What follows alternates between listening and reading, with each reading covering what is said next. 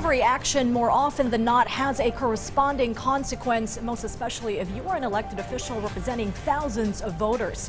A predicament Representative Arnie Teves will have to face as the House committee conducting a hearing on his continued absence without official leave has decided to wrap up its probe after the lawmaker's failure to personally appear in Batasang Pambansa earlier today. Meliles Moras has the full story. Following the failure of Negros Oriental, 3rd District Representative Arnie Teves to meet the ultimatum set by the House Committee on Ethics and Privileges to personally appear before today's hearing on his continued unauthorized leave of absence, Committee Chairperson Felimon Espares announced today that their panel has already wrapped up deliberations and has approved committee report for plenary action. Espares did not disclose specifically his committee's recommendations on Teves, but earlier, among the possible sanctions being considered by the panel are suspension or expulsion or any other measure which will be agreed upon by the majority of lawmakers. The committee has reached a conclusion by a voting of by unanimous voting.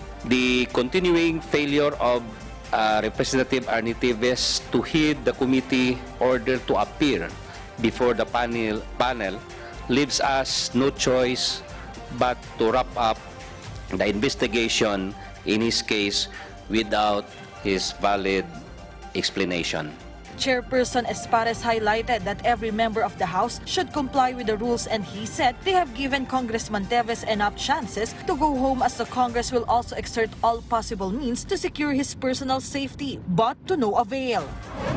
Under the House rules, gaano po ba kabigat yung naging paglabag ni Kong Teves at ayun nga, ano yung possible kaya niyang kaharapin dahil sa kanyang paglabag?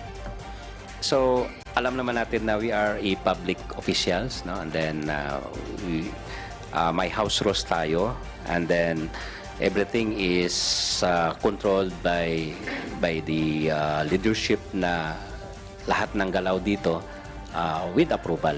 Ang hindi kasi pagsunod at saka sa tagal, no? Kasi sunod-sunod na hindi rin talaga pinansin ang ating panawagan dito na bumalik dito sa Pilipinas dahil tapos na yung kanyang period na sa labas. So as a member, wala tayong magawa is to really obey, no? And follow these rules. In a statement, House Speaker Martin Romualdez commended the House Ethics Committee for acting expeditiously on the case. And he also assured that the lower chamber will render its decision on this case observing due process and fully cognizant of Congressman Teves' rights, but with the best interest of the nation in mind. Earlier, Attorney Ferdinand Topacio, the legal counsel of Congressman Teves, reiterated that the embattled lawmaker cannot go home due to the grave threat on his life. Matapang yan eh. Malakas ang personality niyan. Hindi yan papayag na pahiya-hiyain siya, sasabihin siya ay duwag, ayaw niyang harapin yung kaso. Kung walang matinding threat sa buhay niya, haharap yan. Astig yan eh. In order to make him not appear, in order to safeguard himself, matindi talaga ang threat. Meliles Moras for the Nation.